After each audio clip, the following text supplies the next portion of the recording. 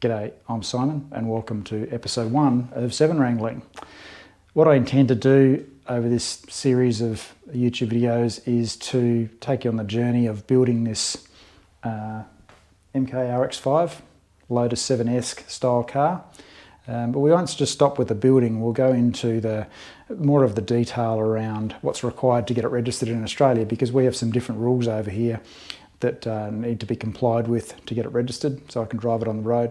A long-term plan for the car is that it'll be something that I use for weekend club level motorsport, have a lot of fun in.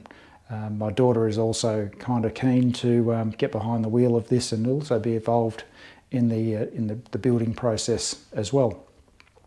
So how did I get to this point where I've got an RX5 chassis from MK sitting in my garage halfway around the world from where it was built? Well, 2024, I probably did more track time than I'd ever done before in the long-suffering Mark V Golf GTI. And I got to this indisputable fact that mass is the enemy of going fast affordably. You can spend a lot of money on light parts, but you've still got, in case of the Golf, about 1,350 kilos that you've got to accelerate and stop, and brakes and tyres, it all starts to add up.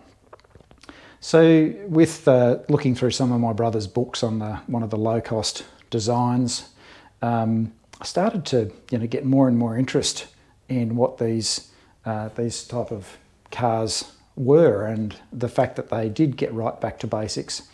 At the same time, I was working in the R&D space in mining, and I'd seen how we had a lot of success in solving technical problems with new designs by removing things, not adding extra things on. And you basically make things a lot simpler. And that's really exactly what the Lotus sort of 7 approach is. So I really became more and more convinced that building something like this was probably going to be a lot of fun and also really well aligned with what I wanted to do, having fun in cars. At the same time too, I was teaching my daughter how to drive. She was really quite enjoying it and enthusiastic about driving. We'd done a track day together in the Golf just at the local autocross track, and she was really enjoying it, and I thought it would be a great opportunity for her and I to do a project like this.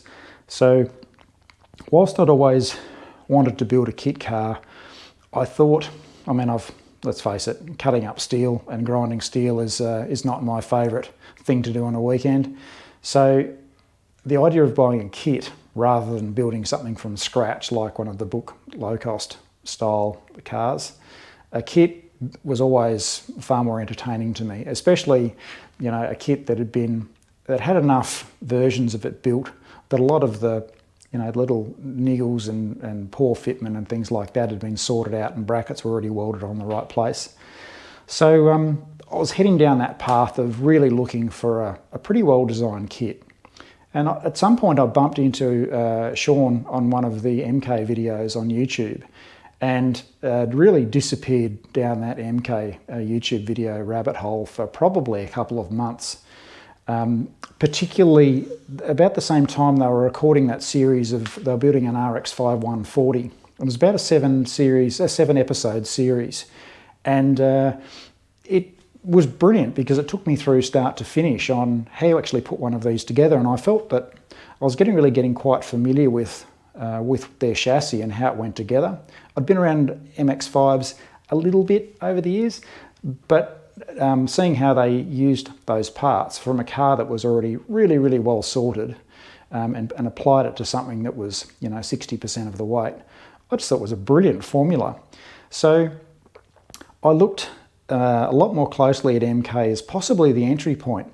The single donor car was a big point. It was a big plus. In Australia, MX5s have lasted really, really well because we don't have the salted roads and the issues with corrosion. So they never really rusted too much. They just lasted. Consequently, they've really held their values strongly in Australia. You don't pick up a decent MX5 for probably less than $10,000 or $15,000 Australian dollars. What I liked about the MK is it looked like they'd evolved it enough over the years that it was no longer an R&D project, and it was actually very much like a product. Sure, it's a kit car that you've got to build, and it's never going to be a Toyota Camry. Let's just be clear about that. We're still buying a low volume car, but it looked like they'd sorted out a lot of the wrinkles and it went together pretty well. And I thought, back to the point about, not enjoying cutting up steel on the weekend, looked like that was a pretty good place to start. So after more watching videos and whatever else I could find out about their cars and also other versions, I think I made the first call to MK 2024, probably early 2024, and found out that I think the only one that had ever made it to Australia was probably a Cup 200. I think that was in Western Australia, and I don't think it wouldn't have ever seen the road, I don't think anyway. So that meant if I was to do it with the MK, I was going to be the pioneer. That didn't really bother me too much. I looked around at local versions that were available in Australia, and there's a brand that was built in South Australia and then I think moved to New South Wales called the Puma. And that was a pretty well sorted chassis. They'd built about, I think it was sort of 60 or 70 of them over the years and evolved them as they went. It was based on the Nissan SR20 DT turbocharged motor, so really powerful, quite a fast car, and it looked pretty good. I didn't like the livery raxle in it. I much preferred an independent rear suspension on there. I much preferred lightweight, and whilst I believe that they do a version with independent rear suspension, I think I was probably by that stage too far down the MK path in terms of seeing it as a really good fit for what I wanted. That I think I liked the Puma, but I thought the MK was a better fit. I actually got to have a ride in a Puma. A guy in Brisbane had built one and was out at the autocross track one day and took me for a ride in it, and it was incredible. The performance, I mean, you couldn't really unleash it on that little track, but the performance was, in terms of acceleration, was outstanding. So I'd also found by about this stage, as well as watching most of the MK videos, I saw the Parrot Bros had put a really, really good series together. If you haven't seen that, they built an MK RX5, a blue one, and they did a really, really good video series on how to put it together. Will from Driver Driven in the States, he's building a yellow one with a Honda motor in there, and going into a fair bit of detail. Will's got a lot of experience, a background in building kit cars. So between both Parrot Bros and Driver Driven, I was able to also not just see what MK were talking about with building their cars, but seeing two guys completely independently who'd paid good money for their own kit, that were building it and providing independent advice. And they were both, very, very positive about what it was and what the kit was and what sort of quality it was. So, confidence was really building. So that got us to about the end of 2024, and I knew a little bit about getting it registered in Australia was going to involve a compliance engineer. These are specialist engineers that know the Australian design rules really, really well. And speaking with one of those was essential in helping me through the process of getting it registered in Australia, which is not so straightforward. But a couple of conversations with him, basically said that, yeah, absolutely, it's doable. You can do it. There's just some things that you need to do. There's some special testing that we've got to do. Like in Australia, we have to do a beam and torsional test to make sure the chassis is rigid, both in beaming but also in torsional stresses. So by early 2025, I had a pretty reasonable view of the risks, I thought, given that it was a fair amount of money I was going to be putting down. I'd never met Neil or Sean. It looked like it was, a solid business, and it looked like they were real people. I'd had, a number of video calls with Neil by this stage. The videos kept on coming out every week. So probably less concerned from that perspective and more concerned about getting it out here and then making sure that I got it built and registered before, there was some type of change in legislation or something like that here. So January 2025, I made the serious phone call and put down a deposit on the RX5 kit. And it took probably about 3 or 4 months of backwards and forwards with Neil, just looking at different things. I was pretty keen to do a different engine option than the NB MX5. I'll go into more detail on why I wanted to do that. So by about May, We'd locked down what the build spec was going to be. And I think I really just worn Neil down to the point where he really just accepted my order and we got on with it. And in actual fact, if you look episode 237, you'll see that's my box getting loaded into the truck. So it was shipped early September 2025, was about 9 weeks on the water, and ended up in Brisbane around mid-November, which was a pretty exciting weekend when we went to collect it.